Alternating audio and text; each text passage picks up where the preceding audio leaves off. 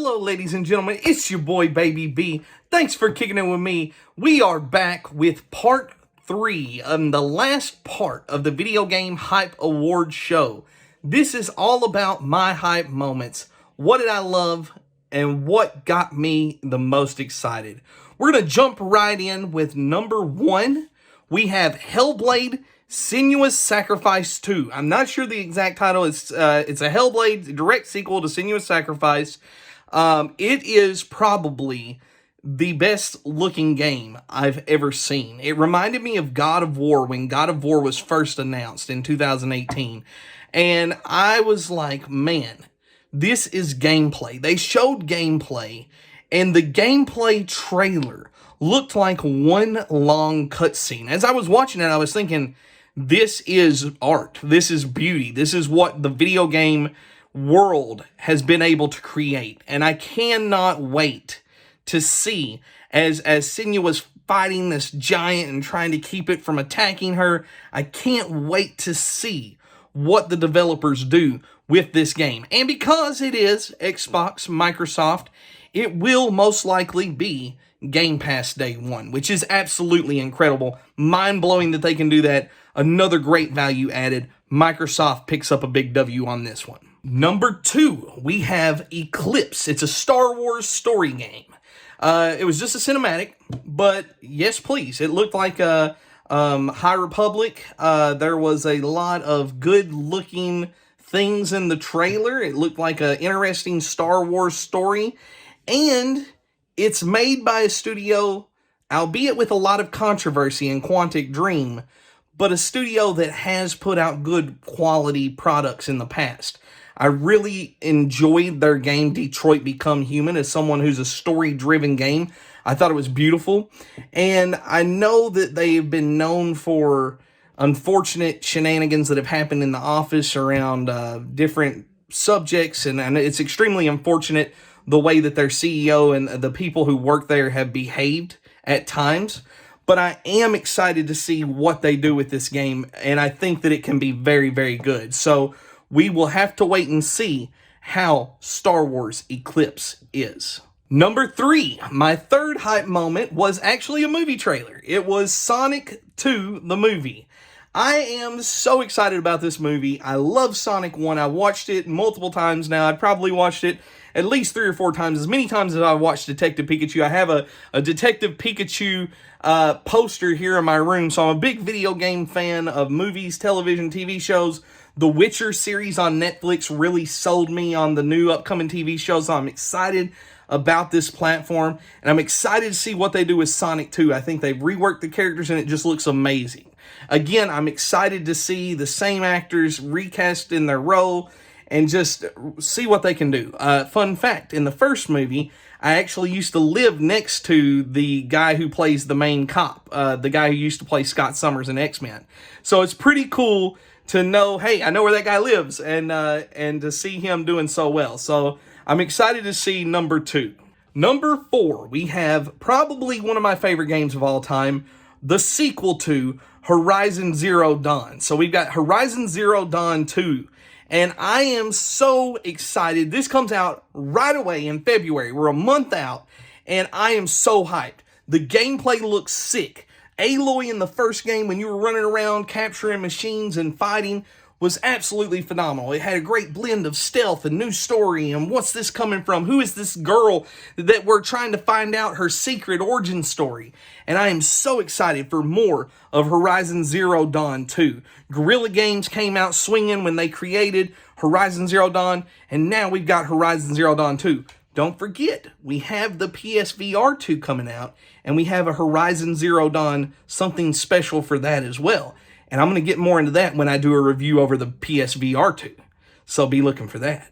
Number 5 is Nightmare Alley, Guillermo del Toro, a new movie. Guillermo del Toro is an excellent director. I love Shape of Water. I love Pan's Labyrinth. I can't wait to see this new movie, Nightmare Alley. It looks like a little freak show. It looks exciting. It looks right up his style. He brings fantasy to life and brings life into it. So I'm extremely excited about that. Can't wait for the movie. Guillermo del Toro also had a shout out talking about Silent Hill, another Silent Hill teaser. Will anything ever come to fruition with that? We'll have to wait and see. Number 6, we had the long-awaited Rocksteady game with WB. It had already been announced, Suicide Squad. The Suicide Squad kills the Justice League. Now, we actually got to see some gameplay with this one, and I'll be honest, at first I wasn't too hyped about this game. I was a little bit nervous. Some of the graphics kind of looked a little bland to me. It reminded me a lot of the Avengers game, and if you love the Avengers game, that's awesome. However, there were a lot of complaints with the Avengers game and the gameplay and how just one-dimensional it was.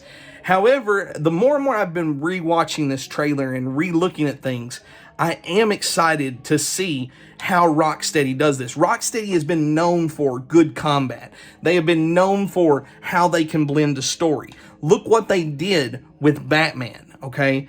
I believe in this studio, and I know this has gotten people in trouble before. I believe in this studio, and I believe that Rocksteady's going to put out something good. With the success of the new Suicide Squad movie and the new TV show spinoff with the Patriot there, I think that Peacemaker, I believe that Warner Brothers has something really special, and we'll have to wait and see how it goes. Number 7, this is one that honestly was not on my list at all coming into this. Forspoken, it's an RPG. It's a girl from another world. They don't know how she's gotten there. The gameplay is almost like a Force powers from like the Force Unleashed. It looks beautiful, realistic background, fantasy world. The stealth looks very impressive, almost like a Horizon Zero Dawn where you can go full stealth mode. And I mean, honestly, this game just looks solid. This game, I was more hyped for this one than the Suicide Squad one, and I will be shocked to say that it was honestly one of the bigger surprises of the night where I'm like, hey, I want to play this game because this game looks fantastic. So I can't wait to play the Forspoken RPG and see what it's all about. I was looking more into the background of this developer, and they're out of Japan, and they are known for Final Fantasy 15. They worked some on that. So I know Final Fantasy 15 was good. We'll see how Forspoken is. Number 8, Tiny Tina Wonderland. I love Borderlands. I love Borderlands. I love everything about Borderlands. Give me Borderlands in a fantasy game any day. Give it to me through the voice of Tiny Tina, and I will inject that into my veins. I cannot wait. The humor seems solid. The gameplay is going to be great, just like all the other Borderlands. Give this to me now. I will pay top dollar for it.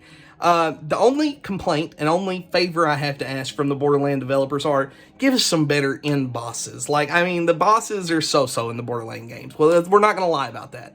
The bosses are so-so. Give us something good. We want something good with this game. Number 9. Now, this is a hype moment for me. Not so much for so many other people, but this is a big hype moment for me because the biggest game during the pandemic for me was Among Us. I absolutely adored Among Us and what Innersloth Gaming did. I fell in love with this genre of going around and playing like the old Mafia game with your friends. And for me, Among Us became something that really allowed me to take my mind off of what was going on in the world and just enjoy watching streamers and other players play the game, and it got me back into YouTube. So I am so excited for the Among Us VR. I want to jump in this on my PSVR 2, and I can't wait to see all the shenanigans and craziness that happens. I'm definitely going to get it. I'm definitely getting VR for this game, and I can't wait to play it. Number 10, we had Dying Light 2. It was a cinematic trailer. You know, I don't care if it's a cinematic trailer. I don't care if it's gameplay. I don't care. I want Dying Light 2 now. It's been too long since we had Dying Light 1. I want Dying Light 2. Please, please let this be good. February is going to be such a strong lineup. This could get swept under the rug. You got Horizon Zero Dawn. You got several other games coming out during that time. Please. Oh, Elden Ring coming out during February. So many good games coming out in February. Do not let Dying Light get lost in that. And I'm afraid the developers put it there for a reason because they knew there might be some issues. But let's have our fingers crossed that that is not the case. Number 11, we have the Halo TV series. Again, I wasn't sold on this originally. I'll tell you what did it for me. I've been watching on Netflix the Witcher series with Henry Cavill. And I absolutely love it. It took me a few episodes to get into, about the third or fourth one. And after I got into it, I was like, hey, this is what a video game story should be. It should take a route and see and dive more into these characters and bring them to life. And I think that Cavill really got into his role in around the 4th episode, and I'm excited to see what they do with Master Chief and his character and how his character interacts with the world around him. The only downside is it's Paramount Plus, and I am not paying a membership for extra Paramount Plus. I have too many subscriptions. I'm not paying another one for Paramount Plus. You're going to have to find something else, Paramount. Number 12, the big one, Elden Ring. Yes, it's already got a shout out in this video. Elden Ring is coming. It is coming out in February.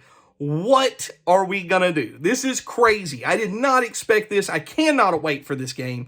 It's going to be fantastic. George R.R. Martin is the writer. It's from Software, which is the developers of Dark Souls, Bloodborne, all the games that everyone talks about. And it's from one of the greatest writers of all time of the fantasy genre.